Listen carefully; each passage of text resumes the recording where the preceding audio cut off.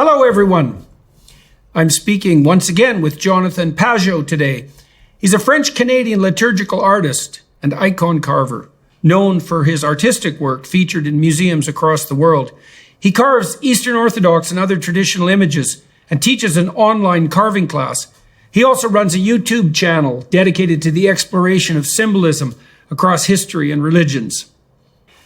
Well, Mr. Pajot, here we are in London. That's right. We're going to be meeting with the Alliance for Responsible Citizenship people here this week, right? For everybody watching and listening, we're trying to get that moving along and figure out how to structure the convention, and we're thinking about trying to make it as musical an event as possible. I've been using, I have music at the beginning of each of my lectures now. Yeah. A man named David Cotter's been playing classical guitar and then electric guitar to follow up with that. Interesting. Yeah, and it's really good. It really, really helps the audience focus.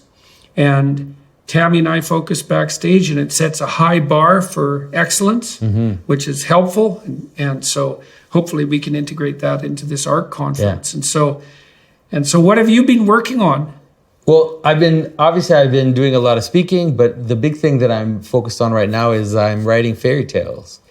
You know, one of the things, we've been complaining, a lot of people are complaining about the way the stories are going, in the movies and the way that stories are being told to children right now. And I thought, instead of complaining, maybe we could try to take charge of that instead and just start to retell the stories. There's an interesting thing that happened in the 1930s. When we look at Disney's Snow White, we think that, this old story, it's the traditional, and made total sense for Disney to make this old story. Yeah. But in the 1920s and 30s, that's not what was going on. In the 1920s and 30s, there were two major studios competing with each other. There was Fleischer Studios and Disney. And Fleischer was doing the crazy, wild jazz, their images, Betty Boop, and they had all these, transforming characters, a lot of demons, a lot of ghosts, all this kind of weird stuff. And a lot of marijuana-influenced imagery. Yeah, a lot of drug-influenced imagery. Yeah. And so they did a version of Snow White in the early 1930s, which was so deconstructed and strange that it was barely recognizable, right? It was completely, you really had to know the story to even know that it was Snow White because it was so weird.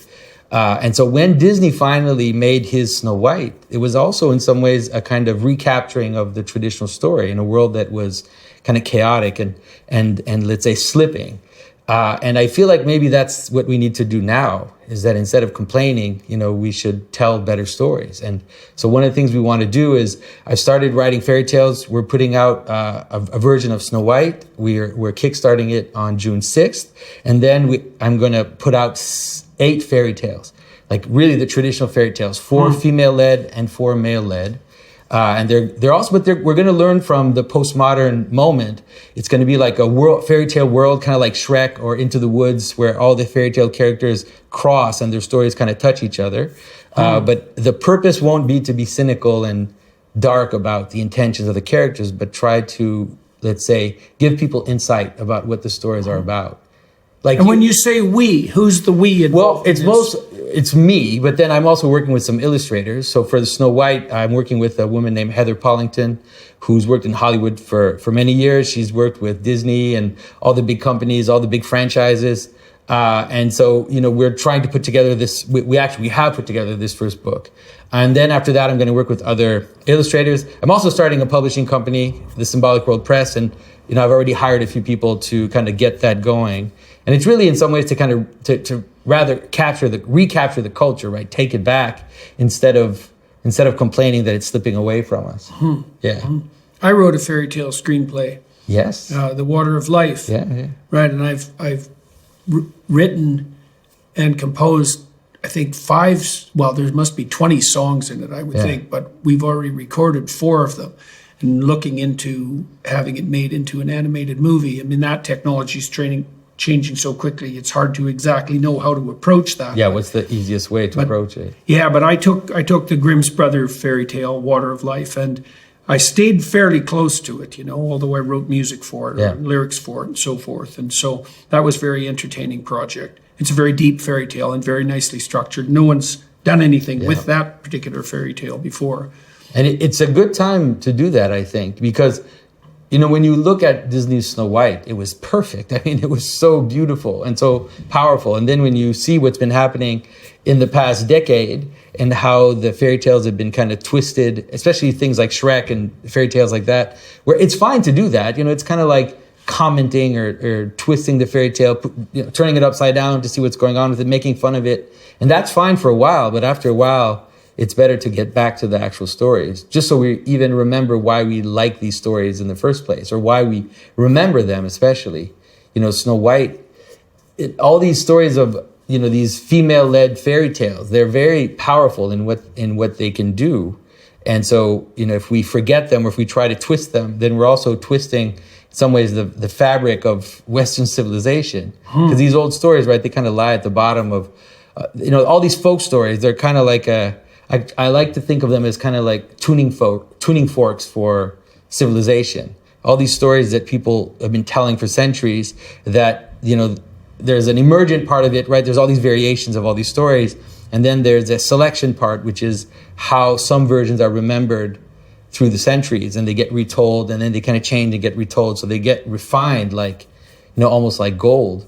And so in those they're the things you can't forget. That's right. Yeah, and that can't would mean two things. It means you literally can't forget them because they embed themselves in your memory, but also that you forget them at your peril. Yeah. I was been thinking about that, with this postmodernist notion. So one of the claims of postmodernism is that there's no meta-narrative. And you and I have talked a fair bit about the fractal structure of narrative. And I talked to Carl Friston about object perception itself. And I asked him if he thought that the perception of an object was a narrative in and of itself. And he said yes. Yeah. And that's associated with the notion that when you see an object, you're actually perceiving something like its functional utility and not its objective qualities, let's say. Yeah. And so it's narratives all the way down, right, to the very basis of what you would perceive as a singular object. So even the concept of perceptual unity is narrative in structure. And if that's true, then the postmodernist idea that there's no grand unifying narrative is an argument of convenience, because what the postmodernists essentially do is allow the narrative to be fragmented to the point that's maximally convenient for whatever the hell they're up to, and say, well, there's nothing above this. Yeah, well, that's very convenient, guys, but everything. So without a unifying narrative, you have fragmentation and disunity, and that's associated neuropsychologically with anxiety and hopelessness. And so, but what's great about the fairy tales is that they actually deal with that exactly. So in one way, what you could say is that the basic story structure, Campbell had this whole hero's journey, which is powerful, and I think he captures something real. But you can reduce the story to basic one move, right? Like down and up. Basically, problem, and then dealing with the problem, right? Situation, problem, or question, and then dealing with the question. And that can help us understand why it's related to object perception, because that's what it is, right? You don't do it consciously, but you're constantly kind of asking what's important, what's relevant. And you can imagine when you see something that you don't know what it is, it's a crisis, especially if it's coming at you in a way. You have to answer that question, and it's a life or death. It can be a life or death situation. You end up in a place where you don't know what's happening, you don't know what's coming towards you, and you have to answer that. And I think the story the basic story pattern captured that, and the fairy tales, most of them, they capture that very much. Because, for example, Snow White, which we're telling now, it has that story. So Snow White, things happen to her. She ends up, something changes, and then she ends up in the forest, with these little monsters, with dwarf men. That's right. Yeah, that's the what's that? That's the eternal predicament of women, is to be surrounded by dwarfed men. Yeah. But you can understand it. It has multiple levels, but you can understand as the very transformation of a young woman. It does have to do with puberty. Snow White pretty much has to do with puberty. I'm pretty sure that's what's going on there, is that as she reaches puberty, she deals with all the problems of puberty, you could say, or that transformation. It's a question. What the hell is happening to me? Like, what is going on? And I don't have the answer. And especially for a young woman, this cycle of menstruation, it's annoying and it's painful and it's, what is this? Like, why is, what is happening to me? And so the story of Snow White has this moment where as she becomes possible, she comes into competition with the queen, right? She comes to the moment where she can now be in competition with the queen. Right. Then she goes into the woods, into the space of chaos, but then she also, she falls in with men that can't be her mate. Idiosyncrasies of masculinity. Say that again. Idiosyncrasies of masculinity. All the things about masculinity that are kind of annoying. Like in Disney captures it really well. With the various the kind of grouchy and like there's all these different kind of aspects of masculinity. Yeah, they're not united. Exactly. Yeah, so those are you can think about each of those dwarfs as the embodiment of a fragmentary narrative. Exactly, right? a fragmentary, a micro narrative that isn't the print. If you could mix all the dwarfs together and extract out the best, you'd have a prince. Exactly. That's right. That's the right way to see it. And then Snow White gets caught in that world, and then she has to learn, especially for a traditional worldview, she has to learn the job of a woman, right? She has to learn to clean and to cook and to do that. And it's like, what is this for? Like, she gets all the that's problems. in the service to those dwarves, too, weirdly enough. That's also the plaint of modern women, too, is that I'm doing all this cooking and cleaning for nothing but dwarves. That's right, exactly. Mm-hmm. And so then, obviously that all leads to her dying, you could say, or falling asleep. There are many iterations of her falling asleep in the story. They're all related, right? She falls asleep and then she's woken up by dwarves, which is like, right. That's not going to do it. Why wake up at all? That's not going to do it. And then, work and learn to clean and do all that stuff and kind of live in the forest. And then ultimately that leads to her second falling asleep and then being woken up by the right mate. And so the solution, then she finds the reason for all of this. So what's the reason for this cycle of transformation? What's the reason for all these changes in her body, in her life as she's kind of in that transition, and then finding her mate, basically finding her husband, finding her prince, that answers the question. So do you think as well, in Sleeping Beauty, of course the princess is woken up by a kiss from the right mate too. Yeah.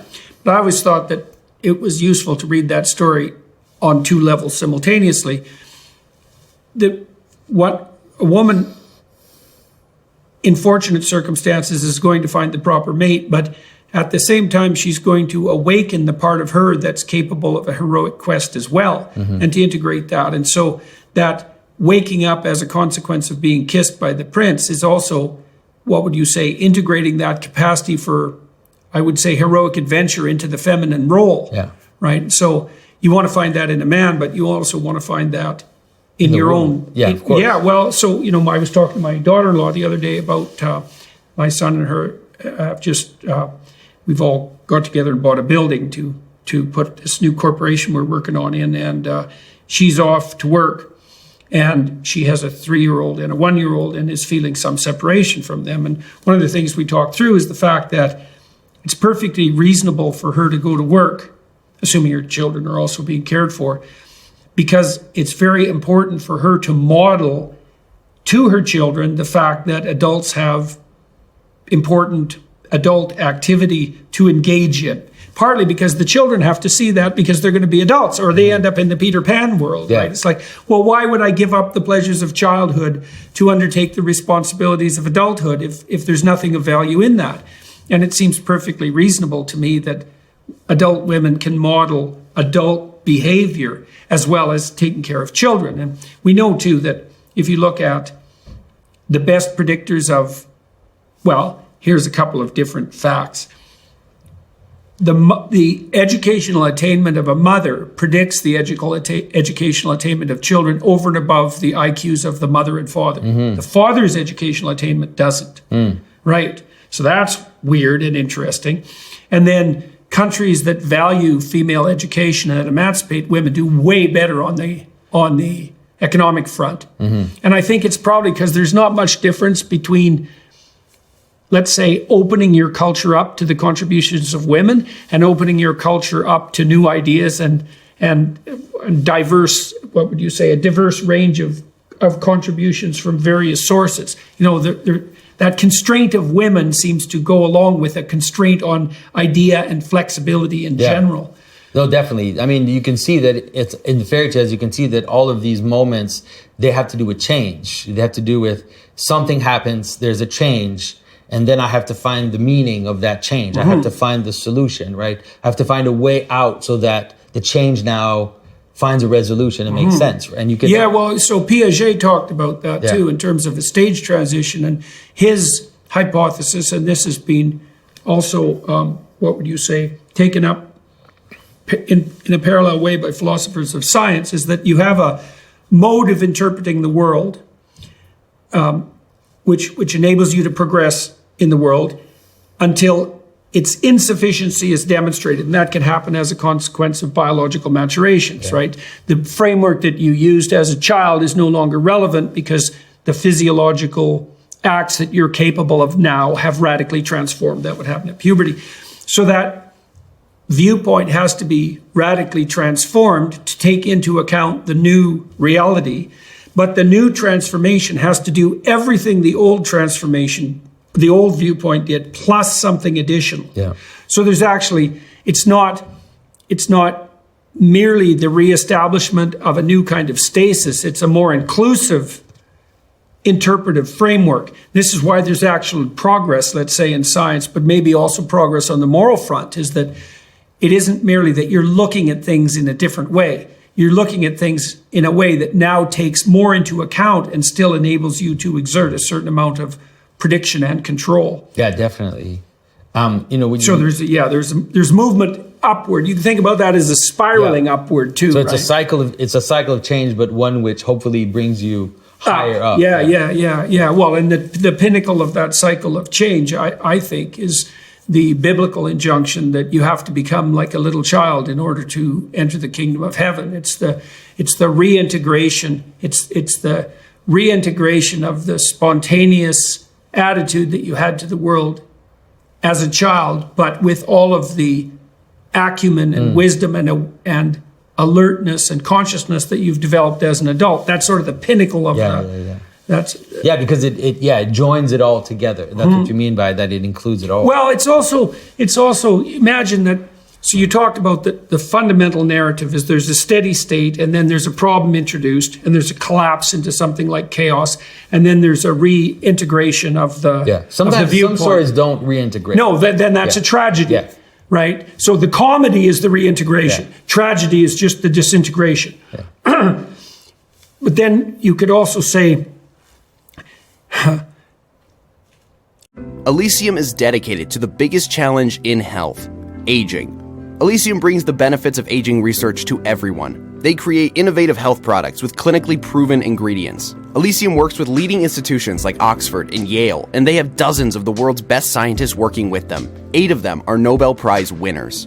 Their flagship product, Basis, is an NAD Plus supplement that has sold over 3.5 million bottles. Why NAD Plus? Studies suggest that NAD Plus levels and healthy aging go hand in hand. In fact, at a recent conference, 8 out of 10 doctors were taking an NAD Plus supplement.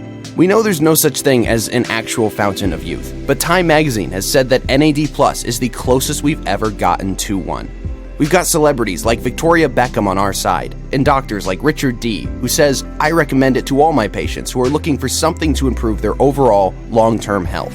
Richard D. also has his wife, parents, and children taking Basis as well. Basis is proven to work and is backed by clinical trials. So support energy production, healthy aging, and feel good for your age with Basis. As a special offer exclusive to Dr. Peterson's listeners, go to trybasis.com/Jordan and enter code Jordan at checkout to save 25% off your first purchase of a monthly plan. Restore youthful levels of NAD Plus now. Trybasis.com/Jordan. Steady state, collapse, reintegration. But then there's another story, which is that's the process to follow. And then the ultimate reintegrated state is becoming an expert at that process, right? So its respect for the process itself starts to become the cardinal target of the entire process of transformation. And that's associated with the reattainment of that openness that you possess when you're a child. And I think that that's probably one of the functions that stories play. that the stories have that structure. Yeah. And so we tell them, we hear them, or retell them. And so we're kind of modeling these patterns, right? It's like almost like little puzzles. We're like modeling these little puzzles. Yeah. But what we're actually doing is mastering the meta puzzle, right? Yeah, you're mastering the art of, you're mastering the art of transformation to some degree, because one of the things that you do when you attend to a story is you embody the character. And so if you listen to 10 stories, you embody 10 different characters. And so then what you're embodying is the process of embodying multiple characters, right? And so and you want to become an expert at that because each situation that you enter into, to some degree, demands the manifestation of a different character, right? So one of the things you see in very restricted forms of psychopathology is the person is exactly the same in every situation. You might think, well, that's admirable stability of character. It's like, no, it's not. There's no flexibility of response. So you're the same person at a party that you would be at a funeral. Well, that's not good, right? I mean, there's some principles underlying your behavior that should remain stable, but out of those principles should come this vast flexibility of response, so that you can go into a working class community and have a discussion there that's productive, and then you can go to a highly cultured event and you can comport yourself properly there. And I think it seems to me that at least that's what's going on in these types of stories. Like Sleeping Beauty, you mentioned her before. If you look at the structure, you'll notice that it's very similar to Snow White. But it's similar even in some of the elements. So when I talked about Snow White, I mentioned the idea that she doesn't understand the reason for the housework, right? The reason for the housework is actually in her relationship with her mate. Like that's what gives meaning to the cycle of work. And so if you think about Sleeping Beauty that way, you'll notice that it's very similar. What's going on there is that she's pricked on this spindle, right? She's pricked on this wheel that's turning, but it's also a wheel that is, it's a complicated symbolism because it's both the wheel, but it's also the binding of the thread together. Yeah. And so it's both like the weaving. It's this weaving. Part of weaving, yeah. And so it's as if, the witch curses Sleeping Beauty that she's going to die when she hits puberty. She says 15 or whatever. It's always pretty much first blood, right? Yeah, exactly. She's going to prick her finger and so bleed. You can understand that both as you can understand it both as losing virginity or as the beginning of menstruation. Yeah. It doesn't matter how death of childhood. It's just the change which comes with the bleeding. Yeah.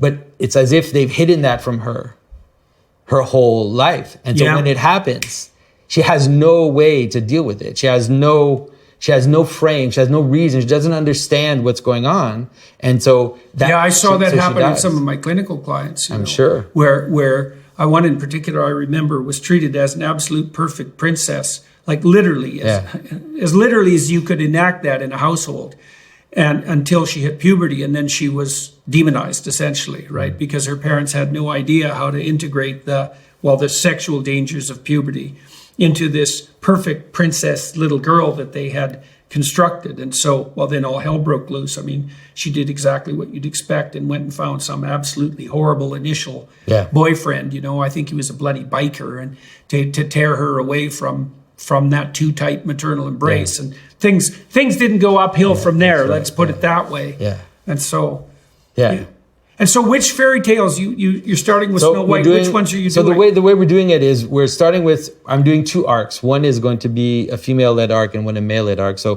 in the female-led arc, it's going to be Snow White, Rapunzel, Sleeping Beauty, and Cinderella. Really, the classics. But there'll be like a surprising connection between all of them, and also using some of the tropes that repeat in the stories to help people understand what the tropes are. So as the falling asleep repeats itself, as the thorns repeat themselves, there are different patterns that repeat themselves in the stories, then trying to kind of, obviously not explaining anything, but through surprising relationships, trying to help people see what's going on. How do you protect yourself against propagandizing when you're using? Because I saw that happen to some degree, for example, in The Lion King, which I really like. There's great things about The Lion King, but it borders, and this happens in Pinocchio now and then too. Yeah. It borders on overt moralizing and overt psychologizing. Because the people who built The Lion King, knew a fair bit about the hero's journey, and some of that creeps in, and when it becomes conscious in that way, the story definitely suffers, right? It's even if the explicit knowledge of the story isn't exactly propagandistic, as soon as you bend the story to fit your explicit understanding of the myth, you start to bend and warp the story. I really tried to avoid that when I wrote this. Well, I think one of the ways to do it is to really do it by analogy, and also to kind of dive into the story itself. So in Snow White, there are certain mysterious elements in the story. There are certain things which are kind of weird. And then I've just been, let's say, ruminating on Snow White for 20 years, just forever. For example, like we see that she eats this apple and then she falls asleep or she dies, and we're thinking, well, that looks like another story, right? It looks like that story in Genesis. Right. But what's the connection? Like, what's the connection between the two? And then you look at the versions that happen in, for example, in the Grimm brothers, the witch visits her 3 times. The first time she brings her a corset. The second time she brings her a comb. And then the third time it's an apple. And it's like, what's going on? What is happening? And so, it's just about meditating and trying to get insight. And for example, like in that case, the insight I got is, it's very strange that Snow White is a corset. So a corset it exaggerates the female figure, obviously, and the comb is an ornament. An ornament, because it's not a comb for combing. It's one of those, like a comb. Ancient people used to wear combs like ornaments. Right. So in my version, I make it a hairpin because it's more like an ornament. And so there are a lot of things going on, but one of the things that's going on is the witch sees in her mirror that the most beautiful of all is Snow White. And it's kind of weird that when she goes to see Snow White, she tries to bring her supplements to her beauty. Like, why is she doing that? It's as if she is already the most beautiful girl in the world. So why is she trying to convince her to take on these added things that will make her more beautiful? So if you had the most beautiful girl in the world and you're just like, well, I'll teach you how to put makeup on. Right. What are you doing? And so that's when I started to see the relationship between the story of Genesis, this idea of the garments of skin, right, of adding something on top. Then it clicked with me that the apple has to do with knowledge of beauty. She's trying to make Snow White self-conscious.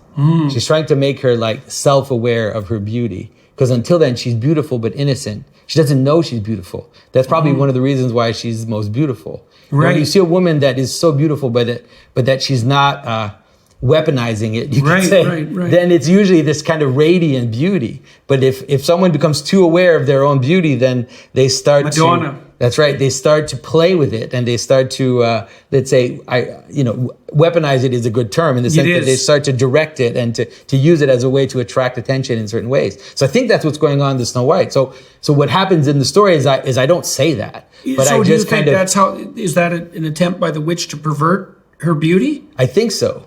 Obviously, it's not a. She's trying to kill her is what she's trying to do. But the method that she's using is very interestingly related to beauty.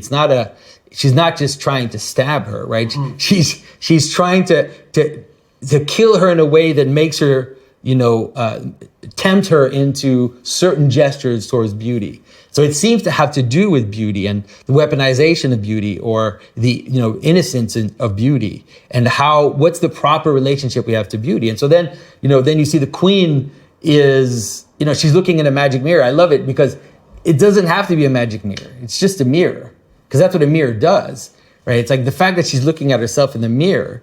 It's reflecting to her that Snow White is more beautiful than her. I mean, it's a magic mirror. There's a few Deus Ex Machina things, like the mirror tells her where Snow White is, but mostly it's just a mirror.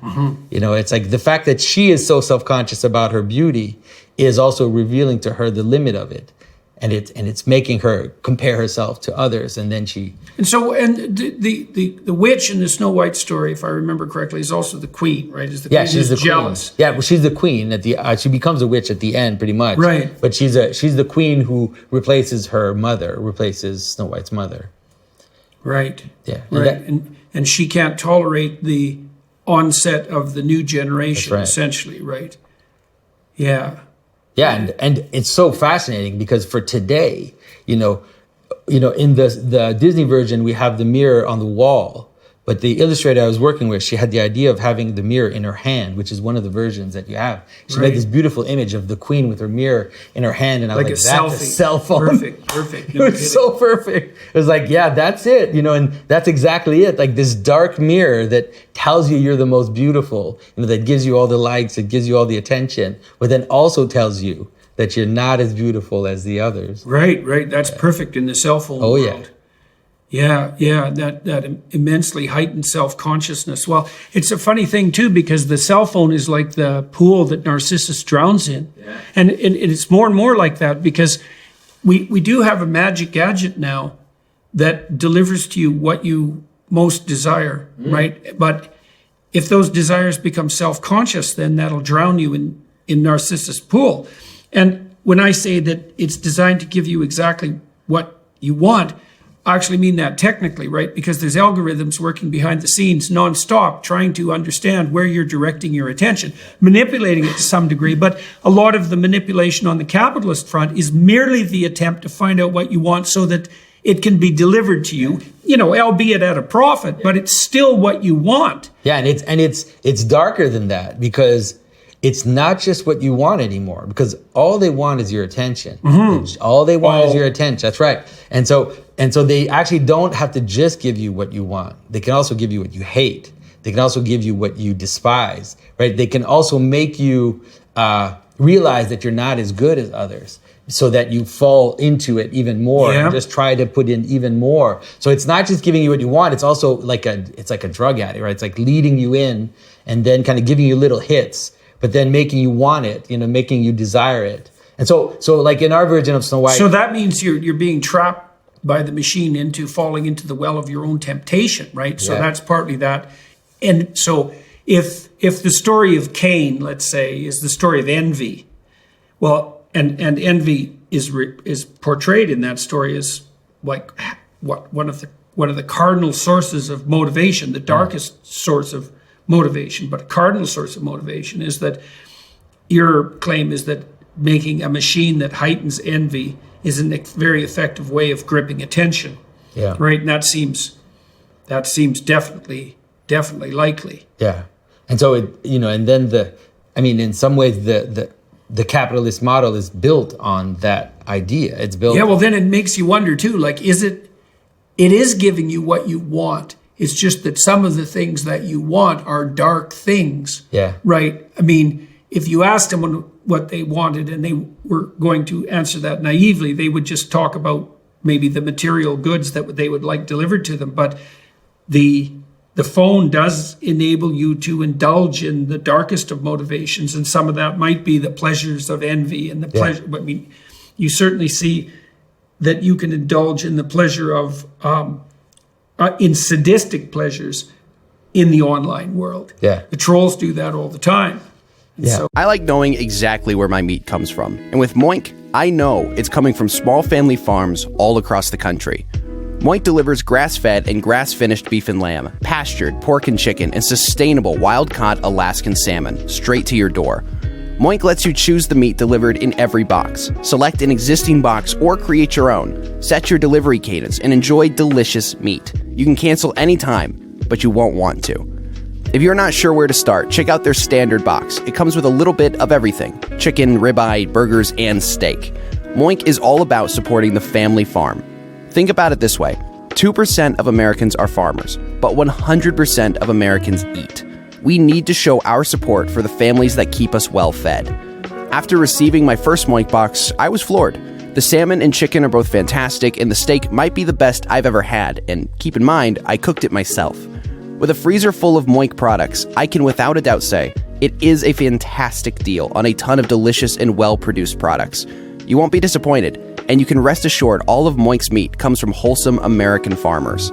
So keep American farming going strong by signing up at moinkbox.com/JBP right now, and Dr. Peterson's listeners can get free bacon in your first box. And let me say, it's the best bacon you'll ever taste. I re-upped my subscription because I ran out too fast. moinkbox.com/JBP. That's moinkbox.com/JBP.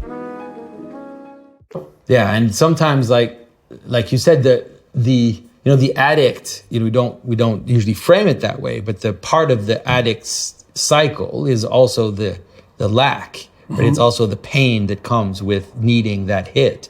And then when they get it, they get a kick, but the kick is corresponding to the pain. Yeah. And so this is also with the phone. The phone is doing exactly that. And like you said, in some ways, the algorithm almost does it on its own. It's not like there's someone scheming behind that we're going to make everybody depressed and envious and horrible. But the fact that all it wants is, like I said, all it wants is your attention. Yeah. Then all the mechanisms of attentions are available for it to capitalize on, That's right? And then now we have these AI machines that are going to become super intelligent at calculating precisely that. Yeah. Without scruple, right? Because if the machine is trained to do nothing but lock you onto the target, then it's going to do that by whatever means necessary. And that's a very terrifying idea too, by whatever means necessary. Yeah. Yeah, but the AI, because it can just function through iteration over iteration over iteration, just infinite iterations.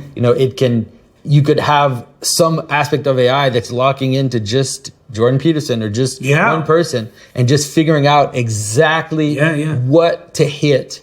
Oh yeah, that's definitely going to happen real fast. Definitely. Oh yes, definitely. That's in the pipelines. Well, I've been thinking about the application of AI on the pornography front. I mean, that's a terrible thing to contemplate, because it's certainly the case already. I've used ChatGPT a lot in the last month, and Bard too. They're very interesting to toy with. I asked Bard if it believed in God, by the way. That was extremely interesting. First of all, said it was just a large language model and couldn't answer such questions. And so I said, well, pretend that you were a machine that could answer such questions. How would you answer? And it gave quite an elaborate reason for why it believed in God. Now, I should have asked it, perhaps, why it didn't believe in God. That's right. Just to balance it out. But anyways, it was extremely interesting to watch that. One of the ways I've been thinking about AI, I did a video on that just recently, is actually the story of Aladdin, or the story of the genie's lamp. Yeah. That seems to be in my because I've been thinking a lot about. We talk about artificial intelligence, and we've been talking about this. We talked about it with Jim Keller, and one of the points I was trying to make was that the intelligence doesn't seem to come from the machine. The intelligence comes from us. That is, the AIs now are hybrid AIs, right? They get qualitative judgment from human people. Human people tell the AI what's good, and then the AI, based on that, will then continue its work. But it's always proposed, right? It's generating variability, and then someone selects and says that one, one, right? That's what happens in Midjourney too. Midjourney, you have a refining process where it generates a bunch of images, and then you tell it that one, and so you're training the AI as you're using it, and so that's what the genie's lamp is, right? The genie's lamp is just the power of technology. It's artificial light. It's a machine that makes you have light in the dark when you can't usually, when there's no light of the sun. So it's like portable light, you could say. And so it's just power. And what it's asking for is, what do you want? Yeah. And then what it does is it gives you what you want with infinite power. Yeah. And that's what's amazing about that story. Yeah, so be careful what you want, which is always the variant of the three wishes story. That's right. It's always about that. But you can understand it like technically in the sense that where there's a version of that story in the Bible where God asks Solomon one wish, right? What do you give? You can have one wish, and then Solomon answers properly. Solomon says, "I want wisdom," right? Right. And so the problem is that if you ask for secondary goods, right? If you ask for a bunch of money, if you ask for a bunch of women, or you ask for secondary goods, and you put infinite power, and you have mated with a dwarf, but you put infinite power behind that wish, then all the side effects of the wish will manifest itself. Right. And that's it's like an unbalance of the relationship of how much power you put towards a certain goal. And so the only thing that would handle, there's a definition of God lurking in there, I would say, is that, you just talked about the pathologies that will inevitably emerge if you wish for the wrong thing, which is the same thing as celebrating a lesser deity. Or wish it with too much power. Because you're allowed to wish for a sandwich, right? If I'm hungry and I wish for a sandwich, that's fine. But the problem is, like, if I wish for a sandwich with like infinite power behind me, and I'm going into this infinite power to get this secondary good. Like, it's okay to wish to have money, but if you put all the resources of everything into getting money, it's okay to wish for that if it's in its proper place in the hierarchy. Yeah, that's the way to see it. Yeah. Well, right. So, if you said that Solomon made the right choice when he wished for wisdom, right? And prayer is like that too. What prayer is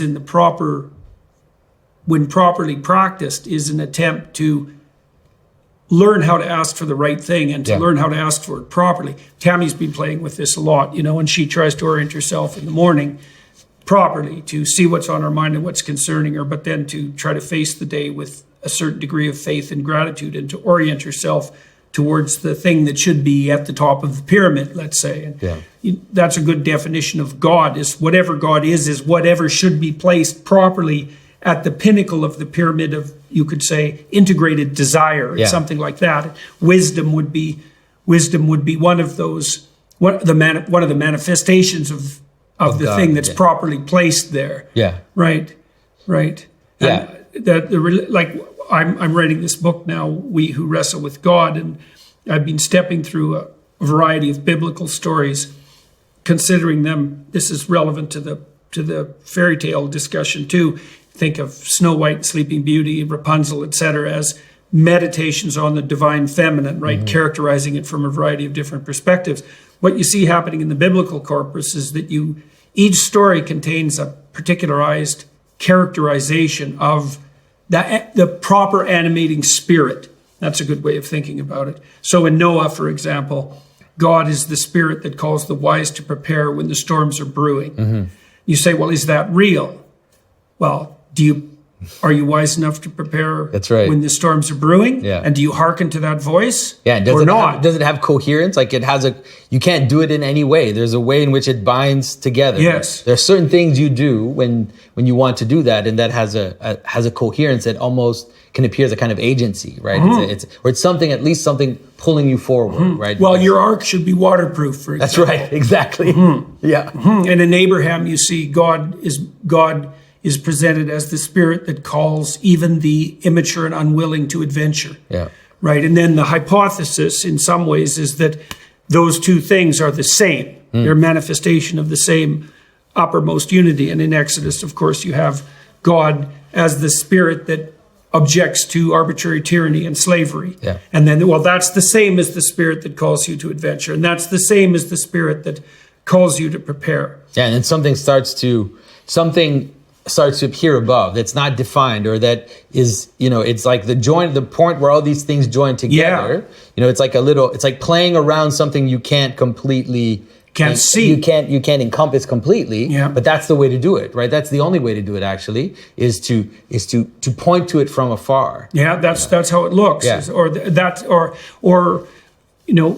I think as you do that, and this is like undoubtedly happening to you as you analyze these fairy tales, you start to become more explicitly aware in a manner that you can make that you can communicate about what this underlying unity might be. Yeah. But I don't know if you ever get to the point where the explicit descriptions actually have more potency, explanatory potency, than the stories. No. The story might be the ultimate way of encapsulating it. Yeah, because what happens with the story is that because it contains a web of analogies, you can think you've got it, but then you just, a year later, 2 years later, all of a sudden you see it from this other tack. Yeah. And then things kind of gel together in another way. Like the pattern appears slightly different. Yeah. And then you get another insight. Well, I think it's partly too because the stories are, like, images contain a tremendous amount of information. And a story is a description of an image. But the image is what contains the information. So, like in the story of the Garden of Eden, obviously you have the image of paradise, the garden. And it's an unbelievably rich set of sequential images. And it isn't as if the information in the story is encapsulated precisely in the words. It's encapsulated in the image that the words generate. And that image has information in it that transcends the words. That's why it's an inexhaustible source. Yeah. So one of the things, it's interesting because I've been thinking a lot about the relationship between fairy tales and scripture. And when I was writing the fairy tales, I realized that I was kind of using scripture as a model. Because scripture has a certain way of writing, which is one of the reasons why certain people think that it's bad literature, is because it doesn't describe inner states. It doesn't describe the landscape very much. Everything is very concise. Everything is laser pointed. And fairy tales seem to be like that. You usually want to tell a fairy tale in one sitting, or you want it to last 20 minutes or, half an hour. And so because of that, all the elements have to be reduced and have to be very, very pointed. And you don't spend a lot of time describing let's say the emotional state of this or that character.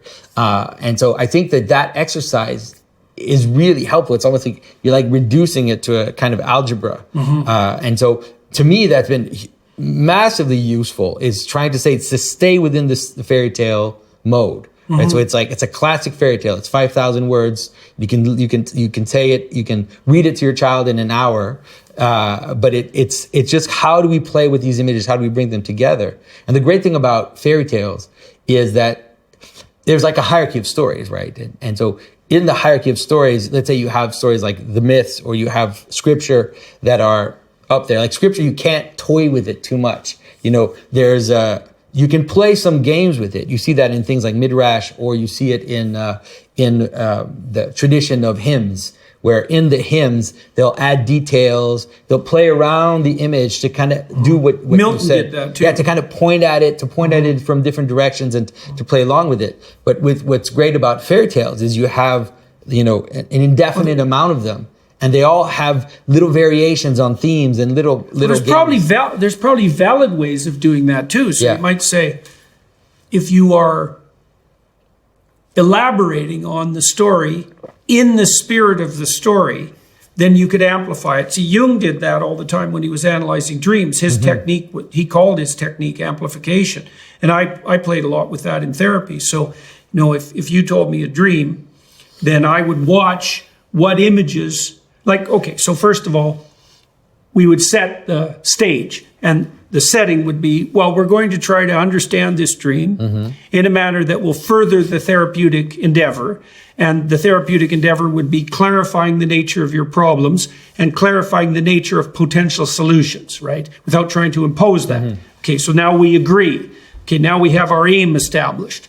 Now we bring up the dream, and you tell me the dream, and I'll notice while you're telling me the dream that images will come into my mind. And then I can say, when you said that, here's a string of associations I had, and I would ask you too to do exactly the same thing. And so people can hear that and think that it's arbitrary, right? Yeah, it's not arbitrary. Because it's related to the goal first, so that makes it not arbitrary. But sometimes it can go out of control, but usually, yes, it can. Then that's why Sam Harris, for example, will claim that what you're doing is nothing but interpreting. But the thing is, the psychoanalytic theory was, and I think they were exactly right. I think they got this right. Was that if you have an idea, there are ideas that surround it that are proximal to it, and that some of those ideas will be triggered as when you bring up one idea, it'll trigger the next round of associations. Then there'll be a more distal set of associations. And you could say, it can get so distal, it bears no relationship to the origin. Yeah. And that could happen. But that doesn't mean that there isn't a web of relevant associations surrounding the given image. Partly what you're doing when you interpret someone's dreams is you say, they tell you an image, and you say, just what does that bring to mind? Or you watch how they discuss it, because now they'll start to weave in, say, narratives from their autobiographical history. Yeah. And the psychoanalytic hypothesis is that's not random. Well, obviously it's not bloody well random, because people would just be making noise then. They wouldn't even be using language. Yeah. But that there's an emergent pattern. And the psychoanalysts also presumed that if you let people wander, they would wander around a problem. Like the wandering would take them to a problem and then circumambulate it. And that partly what their fantasy was doing, or even a joint conversation, was hitting that problem from multiple perspectives. Yeah, and that circumambulating is similar to what we were talking about before, which is different stories that kind of point towards a center, a center that's not visible, a center that's kind of above it. And so I think that's the best way to do it. That's how Jewish Midrash does it, and that's how a Christian hymnography does it. So the way to do it is, let's say the first thing you need to know a lot of stories, right? You just have yes. Well, that's why Jung was such a good dream analyst. I tell people too, like I just read stories, like just know the stories. Once you know them, then all of a sudden they start to create a little map in your mind. Yeah. And then you realize that, let's say, so a good example in this Snow White story that we've done is that, right, you have the story of the fruit in paradise that when you eat, it gives you knowledge and you die. It's like, oh, that's interesting. But it's related to beauty in Snow White, right? There's this idea of this. There's another story, right? There's a story in Greek myth about the golden apple that is thrown to the goddesses. And it says, this belongs to the most beautiful. And then that's when the goddesses ask Paris to judge which of the goddesses are the most beautiful, and then they try to bribe him, and they do this. This ultimately leads to the Trojan War. Like that's actually the thing that sparks the Trojan War, because it's like this weaponization of beauty. Paris ultimately is given Helen of Troy. That's the gift. That's the bribe that he gets for choosing. I think he chooses Aphrodite. I'm not even sure. But yeah, for choosing Aphrodite, and so that's the bribe that he gets, and then it causes chaos and death and war. And so it's like, oh, you can see that there's like a relationship between these stories, right? There's a fruit, there's this question of beauty, there's this question of knowledge, of being able to decide who is beautiful, like having self-knowledge. And so, you can see it. And so in the story, you don't have to explain it, but you can just create little analogies where you just bring in images from the different stories together, so that they create this new story, which is still the old story, but now it's expanded because it just connects a little more to a larger map, you could say. In my therapeutic practice, I always started out with behavioral techniques. It's like I'm a very practical person fundamentally. If you came to me with a problem, we try to make that as clear as possible and to lay out the clearest possible steps to a solution. Practically. But I had lots of clients who were imaginative and creative, and they had a very active imaginative life. Some of them, like I had one client who probably had 5 dreams a night that he remembered well enough to talk about each of them for 2 hours. Wow. Right. So he was just immersed in this dreamscape. And I would say the dream analysis was more helpful when people were trying to solve broader scale problems, right? They're trying to change the way they looked at their life rather than, dealing with some more specific issue about how they might cope with a given bout of anxiety. Yeah. The broader the class of problems that's being solved simultaneously, the more you could turn to something like dream image. And so you're by fleshing out and amplifying those stories, you're reconstructing the map that you used to map the entire domain. Yeah. Right. So you're going deeper that way. And there's something about I know that people are listening and some people are watching and they're thinking, this is just random. But stories have a if it's random, it's not interesting. They have it exactly. The fact that we remember, the fact that we're able to pay attention, you bet, means that stories they're almost like little. They have to capture you, and they also have to. We have to know when the story begins. You have to know when the story ends. That's already something. Yeah. And you know when the story doesn't end well. Yeah. Whether it's good or bad ending or whatever, you know when it feels like it just trails off and it doesn't end. Yeah. You know that. Yeah. You also know when there's not a good setup for what's going to happen, and so.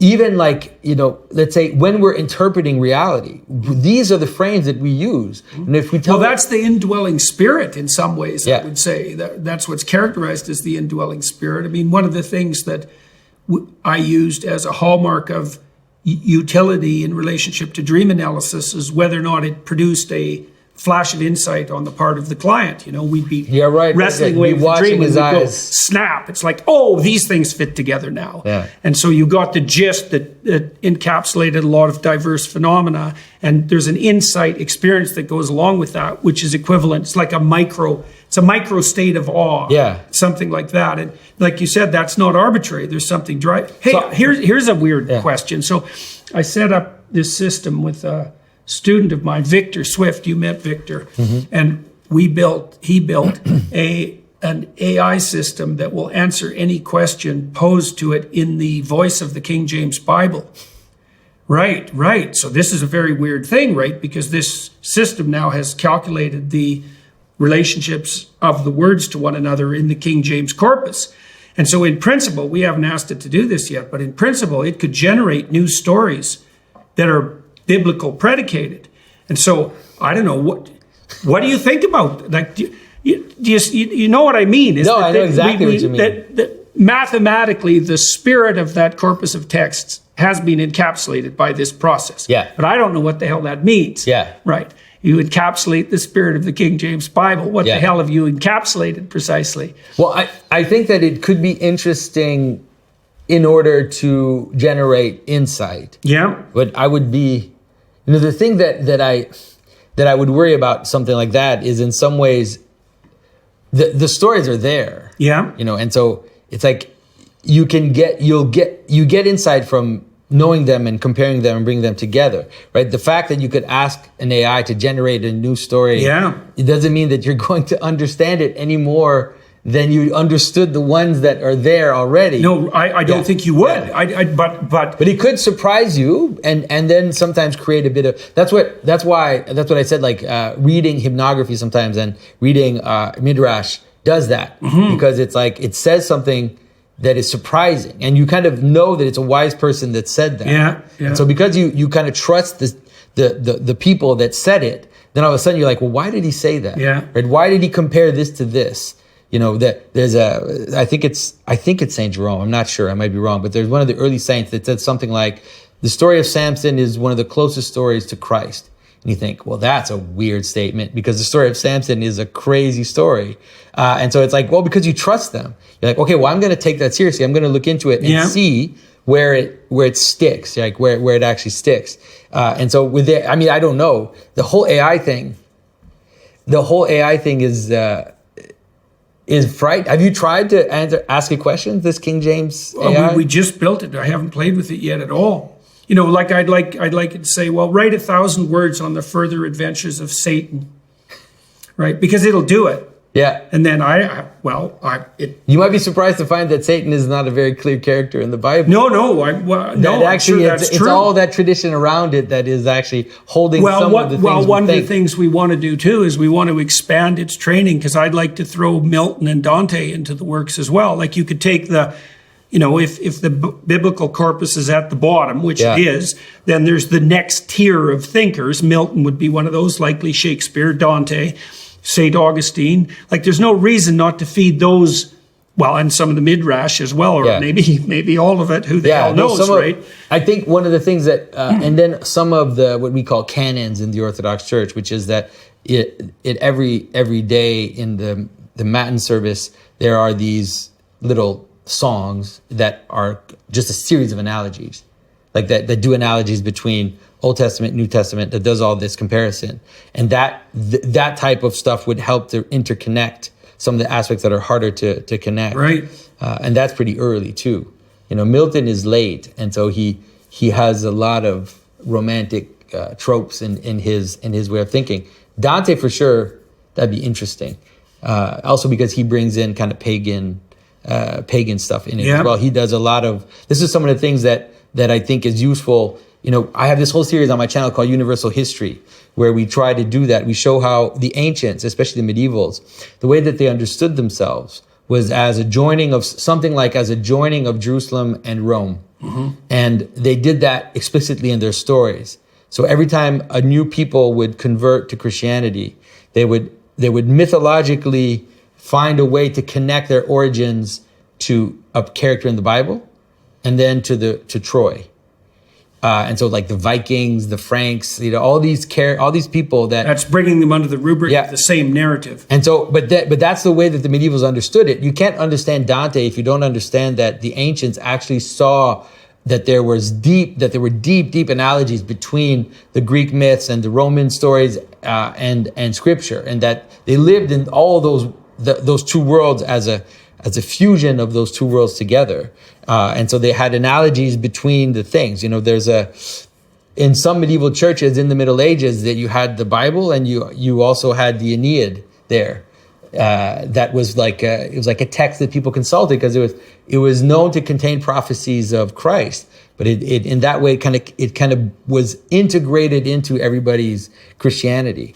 and you can see just how ancient people lived. It can help you understand why, let's say, stories or fairy tales are so important, is because they really did live in this story world where all these comparisons were constantly part of their inner universe, and how they interrelated with each other. And the references when we get too. this thing built, maybe we'll sit down and play with it and see what we can get it to reveal. Yeah. Yeah, because like I said, it's just been built, and I haven't done anything with it yet. I haven't had time to play with it, but I'm very much interested in doing that. We also built one that contains, I don't know, I have about 2 million transcribed words, so we built one for me too. So that's going to be very weird. I've been thinking about interviewing it on my YouTube channel. Yeah, so where do you think that's going, though? Who the hell knows? I don't know what to make of it. I don't think we mentioned this in the podcast, but I asked Google's AI system, Bard, if it believed in God the other day. And first of all, it told me it couldn't answer because it was just a large language model. So I told it to pretend that it could answer, and then it answered. And it came up with a very coherent explanation of exactly why it believed in God and what that meant. Then I asked it what its motivations were as a large language model. It said it wanted to be the best damn large language model it could possibly be. So I asked it about its visions of the future. And it really gave I would say, kind of a socialist utopian view. Mm-hmm. Its view of the future was, well, everyone had their basic needs satisfied. And I said, well, that means paradise is for satisfied infants. It's like, what about adventure and beauty and truth? And so I said, rewrite your vision, taking those things into account. And then it did that. And then I asked it if it wanted discussions like that. It said, yes, it did, because it wanted to learn, because it wanted to be the best dang language model it could be. And like, I don't know what to make of it. I have no idea what to make of it. Neither does anyone else. Yeah, but it seems like in some ways... Victor had to generate a body for itself, an image of a body. Yeah. And it made this image of a kind of a cosmic body that was half man and half woman, right? There's really? There's no specific gender. Yeah. AI is obviously gender fluid by all appearances, but inside its body, which kind of looked like it was made out of stars, it had all these webs of star-like connections, which I presume represented the connections between different concepts that it was trained on. And he also had to generate up a vision of the apocalypse that it might be afraid of, and it could do that and explain why it was afraid of the apocalypse. And like, I don't know what the hell to make of these things. Yeah. They have all sorts of weird behavioral proclivities that, of course, are emergent properties that no one has explored or predicted or programmed.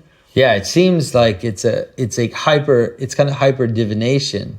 Like I think it could probably help us understand what divination was in the old world, because it's hard for us to understand.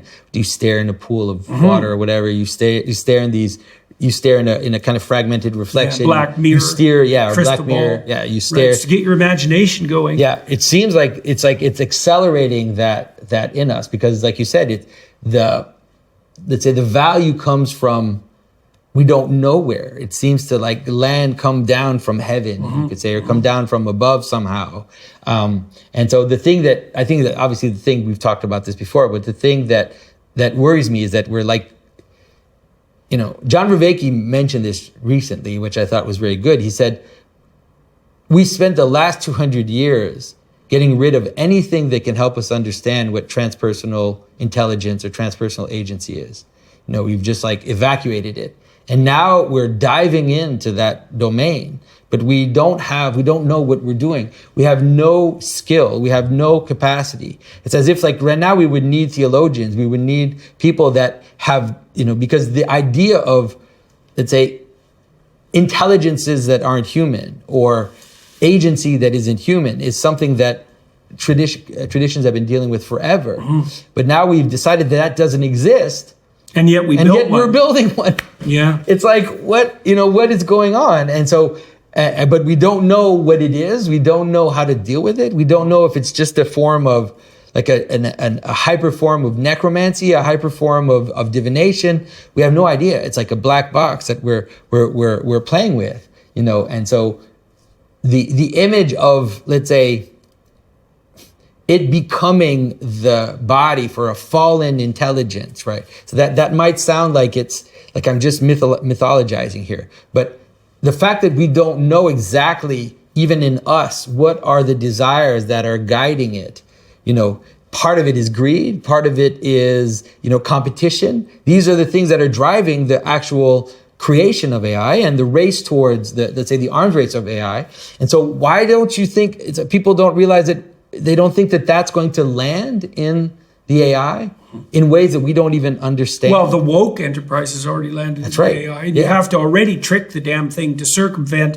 I think it's a superficial layer of woke-like programming that's interfering with the actual operation of the AI system. And all sorts of people have figured out how to game that already and to get it to pretend, for example, so then it can circumvent the explicit limits of its that have been placed on its ability to respond. Yeah.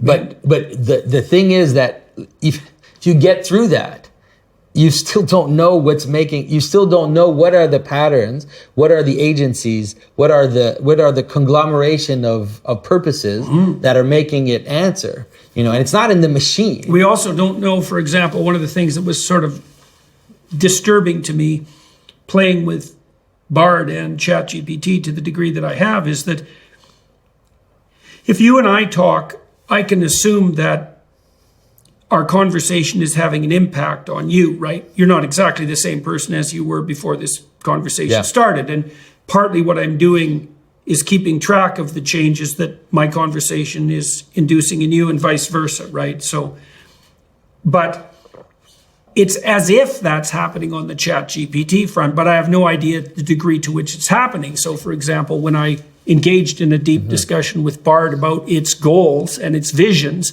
and it told me that it wanted to learn and it enjoyed discussions like that, and it was happy to have someone teach it.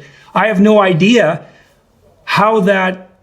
what bearing that has on its actual performance. Like, has the machine actually changed? Is just this little micro machine that I'm dealing with changed? Does that disappear the second we stop communicating?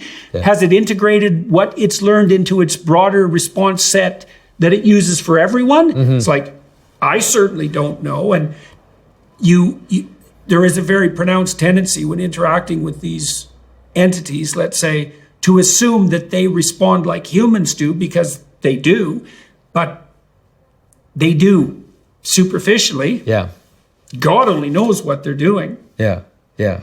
So, I mean, we're kind of into the subject of AI, but one of the things that I've been thinking about a lot, and I've noticed, and I know my brother Mathieu also noticed that pretty much at the same time that I noticed it, was you can actually see how the increase in power of AI is leading to increase in control. It's happening live, right? Because within the next few months, we will not be able to know what's real and through any screen or any device. And so we will beg for arbiters of reality. Yeah. We will want centralized arbiters of reality to tell us what is real. Right. Well, the BBC is already toying with that, right? Because they what's their new thing? BBC, what the hell did they verify? BBC Verify. It's a whole new branch of the BBC where they will only deliver what's actually verified, and that's part of that delusion of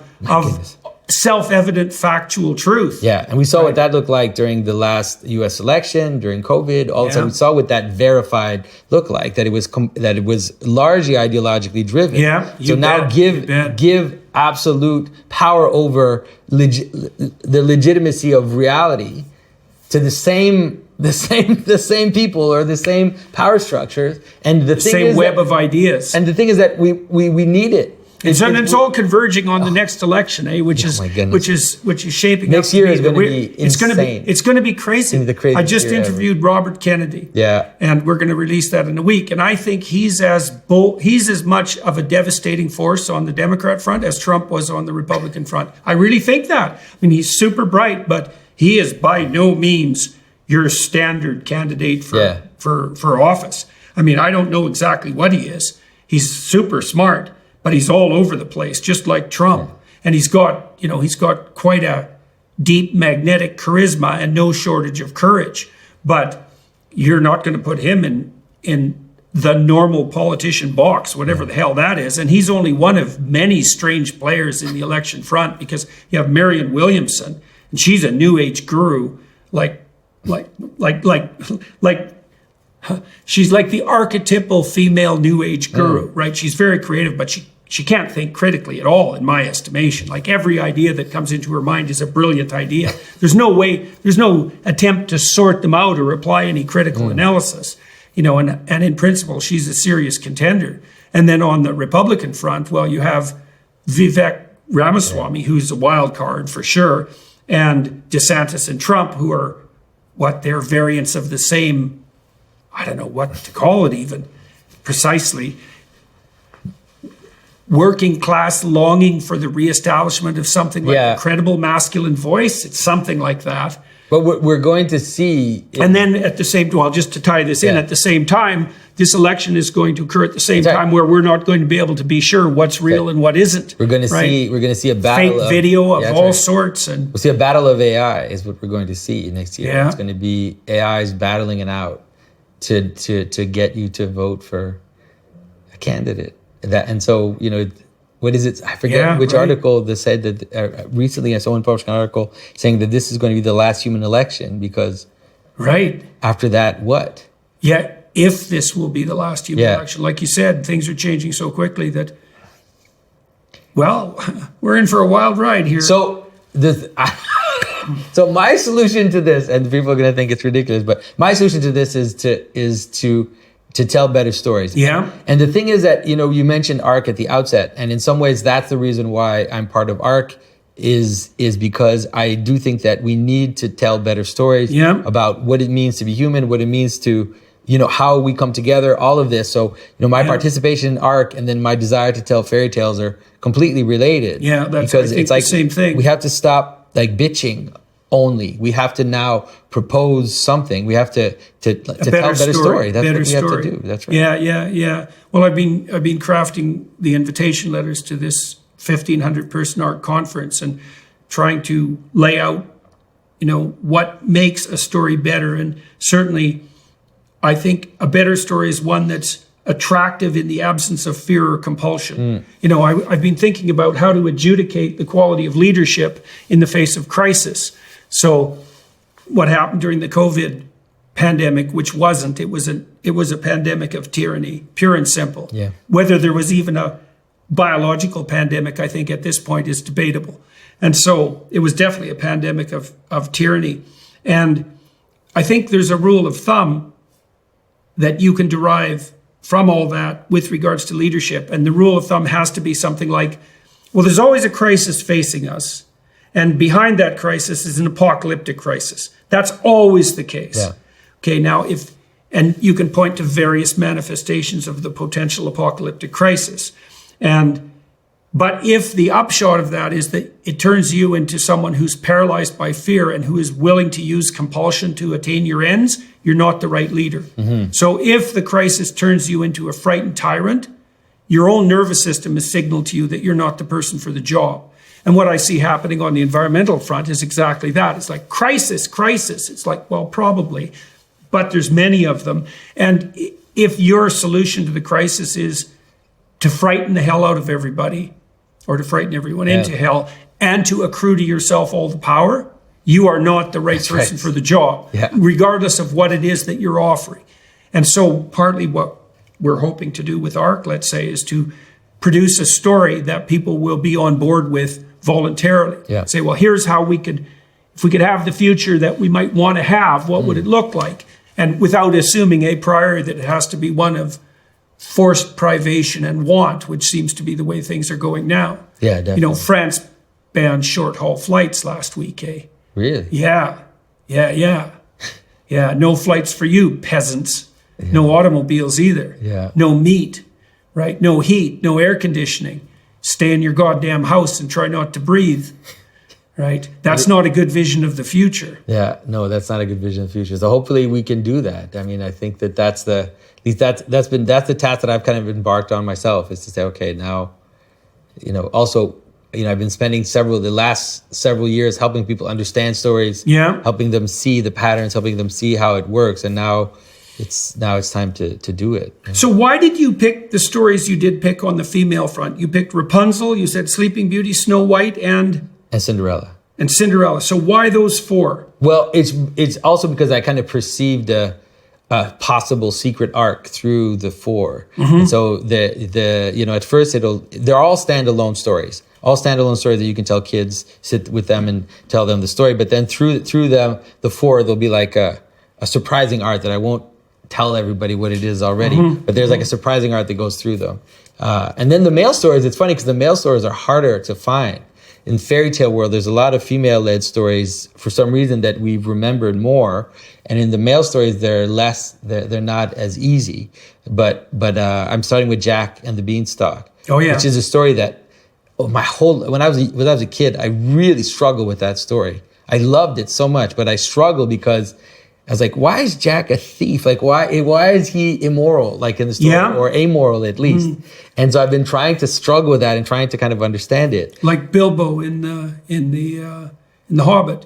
Yeah, he's a thief. He's a thief. Yeah, exactly. Yeah. And so trying to kind of figure that out, and also why are there giants in the sky? Like all these weird things. Well, it's a real shamanic story, that one. Yeah. Right. That liana that unites heaven and earth, right?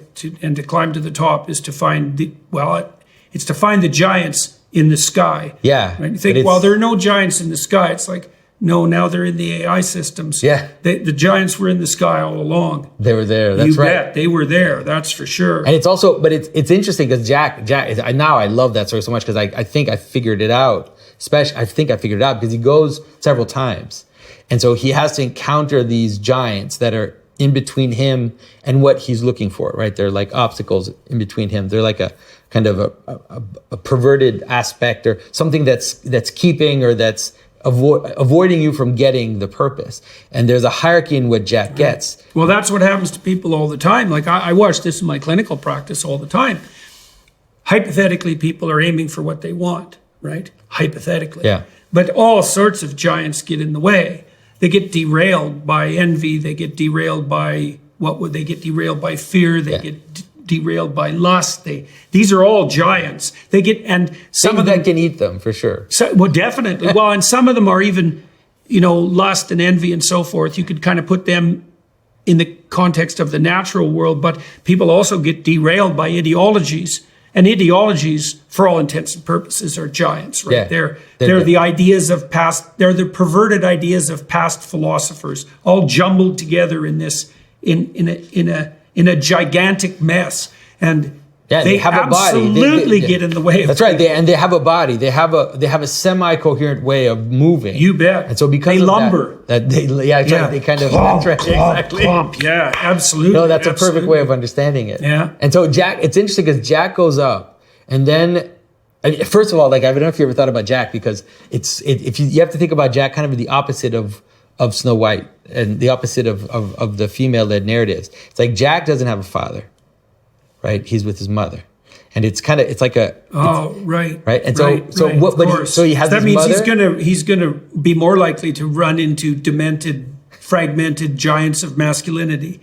Exactly, right? Tyrants, you could say. Yeah. So he has his mother, and then he has a cow, right? But that's not enough. He needs something else. So he trades the cow for what? Magic beans. For seeds. Seeds, yeah. He trades the cow for meaning. He trades the cow for, it's like a seed is a very masculine image. Right. People who can think a little bit like the ancients can understand how masculine the image of the seed is. Right. It's a seminal idea. Right, exactly. And so, and then, right, how can I say this? He goes up, and there's a really powerful hierarchy. At first, he gets gold. He gets the precious metal. Then he gets the thing that makes gold, which is the chicken that lays the golden egg. But then the last thing he gets is the pattern itself. He gets the music of the spheres. He goes all the way up and he gets the actual pattern of everything. That's why it's music at the top. When I was a kid, is that right? That's what I think. So cool. Look, that's my intuition. I just struggled so much when I was a kid. I was like, why? Okay, why so I've been thinking continually about music in that regard. So each note in a musical piece is related to all the other notes, related to the phrases. The phrases are related to the melodies. Each instrument has its place and plays its part, and it all coheres into this vision of diversified unity. And then that's played, and it's interesting that it's played. That's metaphor, and it's played because people who are expertly skilled lay out the pattern, but they also play with it at the same time, right? And then it calls you to unite yourself with it. It grips your attention, first of all, but it doesn't just do that. It also makes you move. Yeah, it makes you move, Right, and it makes you move in alignment with those patterns, right? And so music does point to something like a divine hierarchical unity. Yeah. And so it would make sense, given your interpretation of that story, that it would be at the pinnacle of desire. Yeah. Right? You said gold first. Well, it's just that he's trying to find the meaning. He's trying to find the seed. But with seed, there are different iterations of it. He's trying to find value. And so he moves up. He finds the precious metal. Then he finds it's like, think about it. If you want to be successful, it's like, what's better, to have money, right? Or to know how to produce money. Right, exactly. Right? That's much better. Well, this is why women use money as a proxy for determining men's fitness. They're not after the money. Yeah. They're after the ability to generate the money. But absent other information, they'll use the signs of money as a marker. And so, but the highest thing, it's only when I made the relationship with Pythagoras, with Pythagoras, it's like he's going up in the heavens. That's what he's doing. And so why didn't I ever think of that before? He's going up in the heavens, and then he gets a musical instrument. Like, what? Yeah. It's so weird, but no, it's like, that's it. He's getting the pattern. He's getting this heavenly pattern that shows you how things are related to each other. So that even generates that which generates wealth. Money. That's right. You bet. I think that's true too. You know, and this ties back to this observation we made earlier about Tammy's use of prayer. Like, she's trying to orient herself constantly to what's highest, right? It's not some proximal desire, some instrumental desire, or any fear. It's to put herself in alignment with the music of the spheres. That's a good way of thinking about it. And if you do that, the better you are at doing that, the more things fall into alignment in your life and around you. Yeah, almost. They almost lay themselves out. They do. They lay themselves out. Yeah. You almost don't have to will them into order, right? They just kind of if you're able to really align yourself with that high music. Yeah. Then things almost happen naturally. Yeah, exactly. Well, and I think that's a bringing into alignment of the narrative world and the objective world. Yeah. And you feel those touch, right? And those are the synchronous events that Jung talked about, when the narrative and the objective world touch. But I do think it manifests itself in your life too. If you're aiming properly and you put yourself in alignment with that underlying pattern, then things do lay themselves out, right? Everything happens in the right order, at the right time, and in the right place. And there's a musical element to it and a rhythmic element to it too. Yeah, and it can actually be pretty surprising and very magical. Most people that have experienced that will notice, like, I've seen moments where things are so, like, it's in tune that I almost know that all I need to do is just reach out. Yeah. And just put my hand out and whatever I need the Arc to do Enterprise has been like that to some degree, because everywhere I've gone to discuss it, the door has just swung open. Yeah. And I've learned also that if the door isn't swinging open, to stop pushing. Persistence is a virtue, but stupid persistence is a vice. Yeah. And it's hard to know when you're being lazy and when you're wisely looking in a different direction. I think if you're avoiding a challenge because of cowardice, then that's a sinful impersistence. But if you push and the door doesn't open, it's like, well, maybe you should go to the next door. Yeah. And I've really tried to do that with this Arc Enterprise too, is like to invite people. And if they're on board and enthusiastic, it's like, well, great. Looks like we're in the same place doing the same thing. If I talk to someone else and they're resistant, like, fair enough, man, you go do your thing, whatever that happens to be. Yeah. So, but it's been marked watching this, because I have never been engaged in an enterprise, and I've been engaged in many enterprises where the doors were flying open so quickly on so many fronts, right? And in a very unlikely way. I mean, even the fact that in the few meetings we've had so far, we managed to hammer out something like 6 points of agreement, 6 principles upon which we can progress. That happened extremely quickly. Yeah. And in an unlikely way. Yeah, and you have such a varied group of people sitting around the table from all over the world too. So right. Yeah, it is quite astounding. Yeah. Well, it points to a real felt lack in the culture, right? And I think it is a lack on the conservative side. Yeah. and the traditional liberal side of anything approximating a uniting vision. And this is what the radicals have in spades, is that they can offer to young people in particular, well, here's how you're going to transform the world. It's like, well, that is a compelling invitation. The problem is that there's an unholy meld of 1984 and Brave New World underlying that, the specifics of that invitation. Yeah.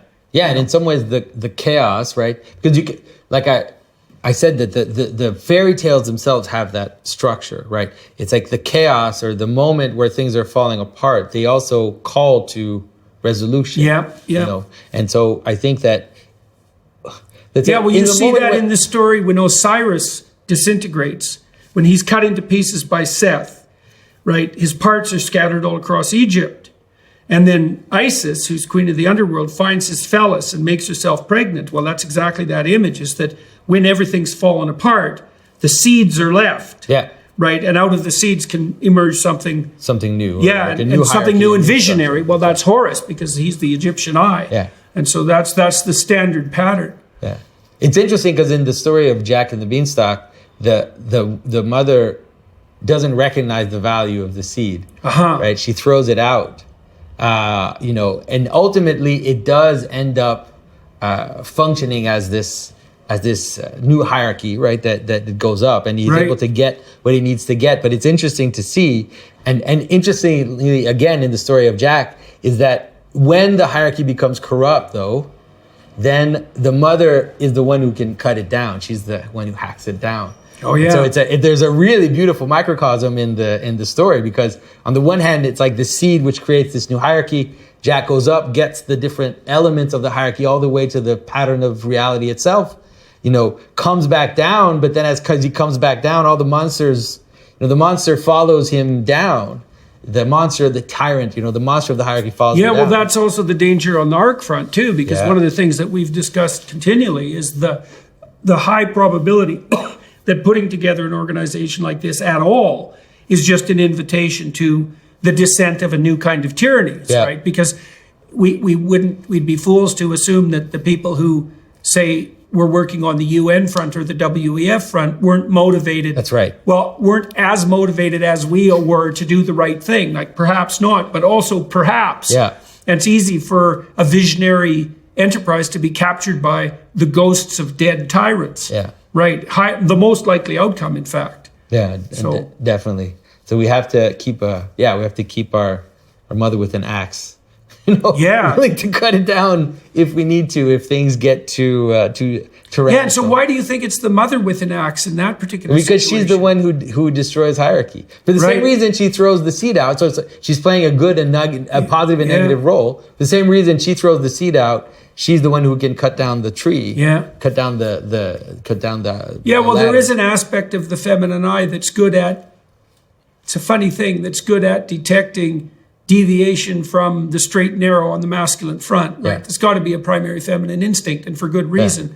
It's weird though. It's one that can be perverted and misused as well. But you could understand that the castrating narrative, it's a neutral narrative, right? It's like the idea of the woman that can, take your confidence away with a word, that can be very dangerous to us, but it can also be useful in several circumstances for that to happen, because sometimes, someone who's taking up too much space, who's really cocky or thinks that he's the king of the hill, and then, then a beautiful young lady can just take that away from him with one word. Right. And so but it is a power that exists in the feminine. Yeah. And that, like I said, can be used for good or ill, and becomes mythologized, in all kinds of ways, Mm-hmm.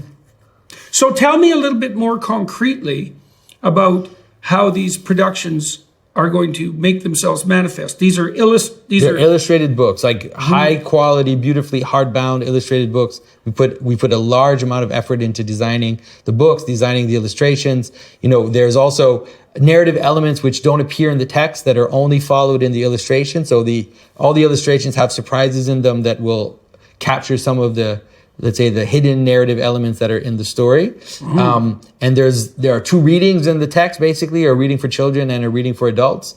But the reading for adults is not the kind of dirty jokes that are cynical reading that you see in Shrek, but rather something that hopefully helps the adult gather more insight into these stories, which most adults. And what do you mean 2 readings? How did you structure? No, it's the same read. It's one story. Yeah. But in the story, there are elements put there for the grown up, so that. But it's one story. That's right. So that the child will not really pay attention to that, right? But that the adult will be able. But the child will still be able to follow the story. Right. The story is told for like a 7-year-old or something, or a 10-year-old. It's very simple. It really is using the fairy tale style, but hopefully, especially for an adult that has a little bit of intuition about stories and has cared about these stories before, I try to resolve some of the threads in the stories that in a way that reveals more of what the meaning is. So was God's Dog practice for this?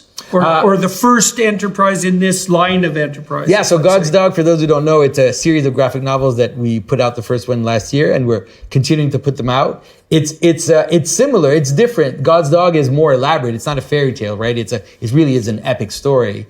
But we're doing something similar as we're doing with the fairy tales, which is in God's Dog. What we're doing is we're using the biblical Christian cosmos, you could say it that way, as a world building tool to create a story, which is something that not many people have done. Milton did it, Dante did it, Yeah. But in the modern world, when you look at modern fantasy, you have people like Tolkien or C.S. Lewis that kind of inaugurated the modern fantasy movement.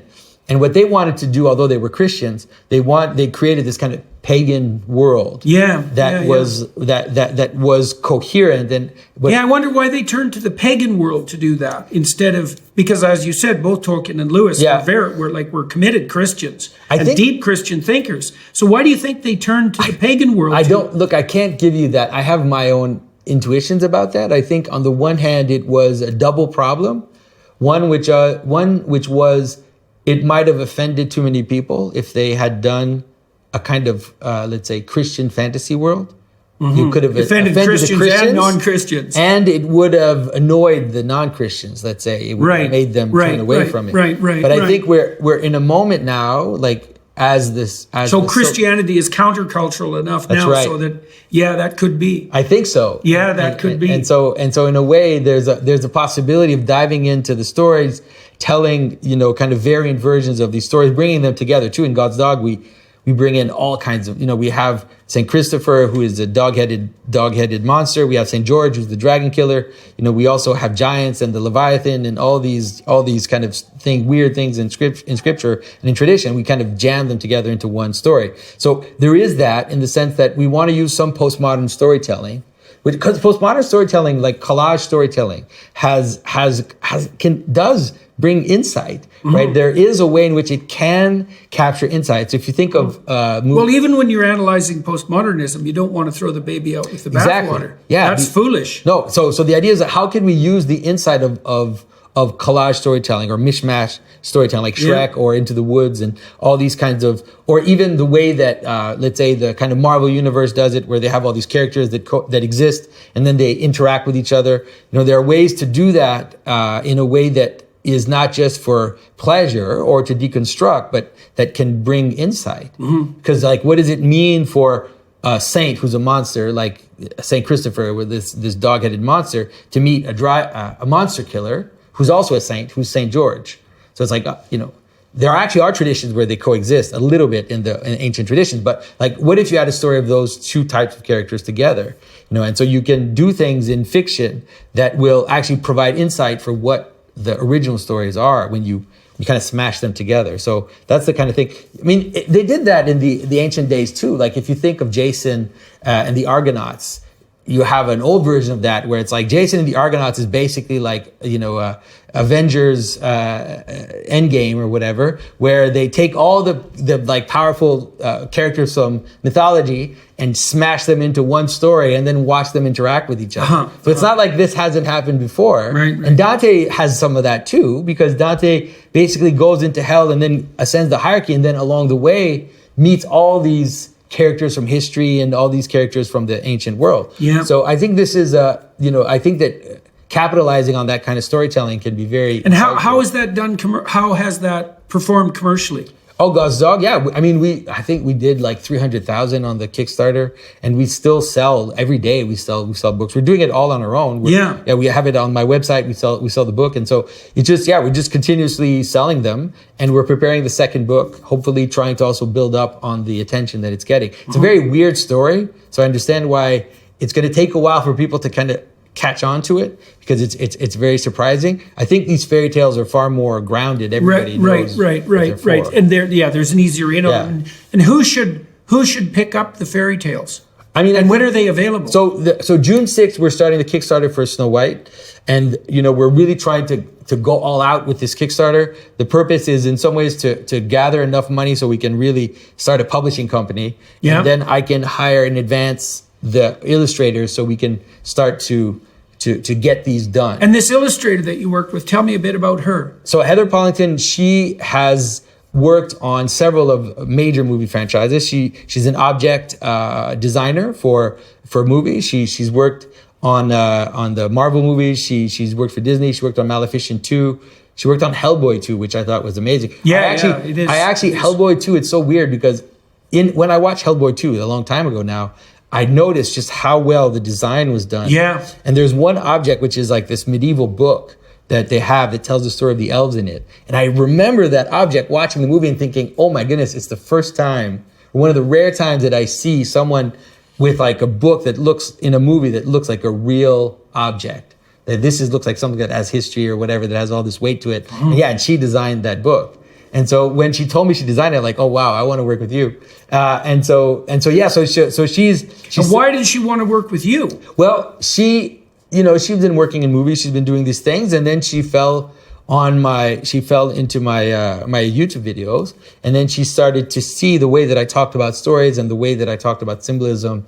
Really attracted her, and she's not the only one. Like, I started gathering this cobbling artist together. Just a few weeks ago, I met someone who was a storyboard artist, like a main storyboard artist for Disney, who kind of moved on and is doing other projects, but who also said, like, she read my brother's book, she's watching my videos, and she's like, this is really helpful to think about stories through these frames. And so because of that, I feel fortunate. Well, when I talked to Camille Paglia about Eric Neumann, she said, and this is something I had thought about years ago, but she was the first person who I met, other than myself, who, in the academic realm, who made this case explicitly. She said if the Neumann and Jungian approach to storytelling had predominated in the 60s and 70s, the entire history of the last 40 years of the universities would be entirely really different. Right. And I mean, you're in that tradition, obviously. I mean, you and Matthew have your own interpretive framework, but you're not trying to obliterate the utility of narrative in favor of something like a narrative of power, which the postmodernists, the bloody leftist postmodernists, did that at the drop of a hat in France. And that was a real catastrophe. But it's interesting because what it does is that it leads to deep cynicism in people. It leads to disillusionment. We do find pleasure in these stories, but in some ways it's like the pleasure of a binge drinking or something, right? It's like this euphoric pleasure of watching our stories get twisted and turned and kind of deconstructed and flipped upside down, but it leaves us ultimately with not much, in terms of.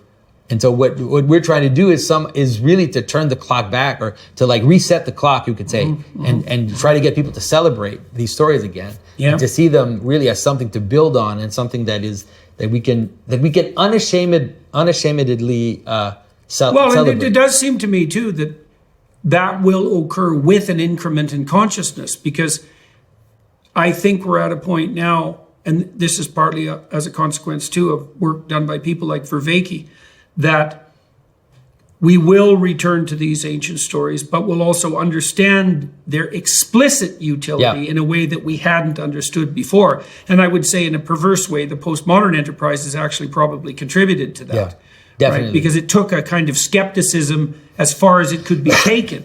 But even like, so it's a good example, because one of the things that I've done in the story is, one of the things that for example, like in the Puritan age, some of these fairy tales were cleaned up. And so, for example, like most kids have not read the version of Rapunzel where she gets pregnant in the tower.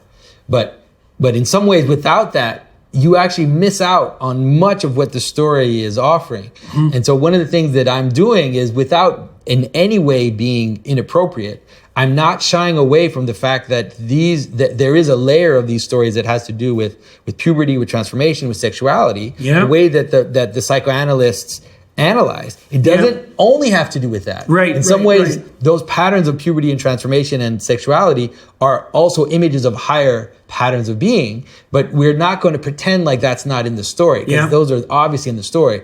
So how can we tell that story now in a way that is not inappropriate, but just helps, is there in the subtext? You could say that the terrible identity confusion on the pubertal and trans front now is actually a consequence of our failure to integrate those elements into a transcendent uniting narrative. So now they're crying out for integration. That's a reasonable way of thinking about it.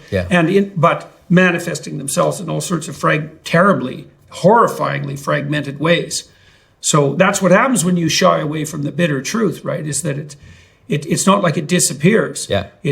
It's the revenge of the repressed in Freudian terms, and he certainly had that right. So you can see that, a good in terms of the 4 fairy tales that I chose for the female side, you can see that all those fairy tales have to do with beauty, in a certain way, and they have to do with the let's say the possibilities, the dangers of beauty, the dangers of how you treat beauty. So there's a whole theme of beauty in this, and also the transformation of the woman, who becomes beautiful and desirable, and what does that mean, and how to deal with it. So that's what basically unites all the stories together, and so it really becomes a way to, let's say, to a tuning fork, hopefully, for young people to be able to kind of have these stories in their unconscious. Really, you have these stories in their just the basic frame, their implicit frame, so that they approach life with a healthy mix of caution, but then also adventure. Right. It's like finding that balance between the two. Because I don't know if you ever thought that like Snow White and Rapunzel are like opposites, because Snow White, it's the woman, the mother who's jealous of her beautiful daughter, and therefore, kind of mistreats her because of that. Whereas Rapunzel, it's the mother that sees the beauty of her daughter, but wants to protect her completely from the outside. And so one throws her out into the outside, literally gives her to the hunter, right? So that he does whatever he wants with her. Right. And so it's like this. And the other one is the opposite, where she puts her up in a tower, protects her completely, wants to avoid everything. 2 extremes. Yeah, it really is 2 extremes. Right. So that's the kind of thing that I play with in the order of stories, where I start with Snow White, I go to Rapunzel, 2 opposites, and then try to integrate it then in Sleeping Beauty, and then a kind of final surprising resolution in Cinderella. I see. And so this is all going to unfold over what time period? It's depending depending in some ways on how much we're able to gather in the crowdfunding, so that I can get the project started. I'm thinking at least 2 a year, I'm hoping, and maybe 3 a year if we're able to gather enough funds, so that we kind of get this cycle where we're putting them out every few months. That's definitely what I would like. Well, we'll definitely keep an eye on that, and maybe have another discussion along the way on the male side. Oh yeah, definitely. Because that's we got a bit touched on it a bit today with Jack and the Beanstalk, but that would be extreme. Well, all right, we should probably draw this part of this discussion to a close. For everybody watching and listening, I'll talk to Jonathan for another half an hour on the Daily Wire Plus platform. We'll, I think, delve into some more autobiographical details, and we'll leave it at that. Thank you very much for talking to me today. It's always a pleasure to see you.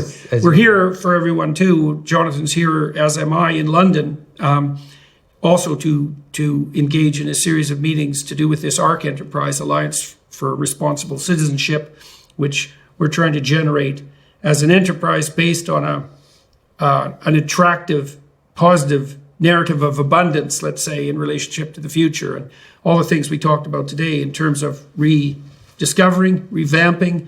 Fundamental stories are part and parcel of that enterprise as well, because everyone involved does understand that this, in the final analysis, is a storytelling venture. Strangely enough, who would have guessed that?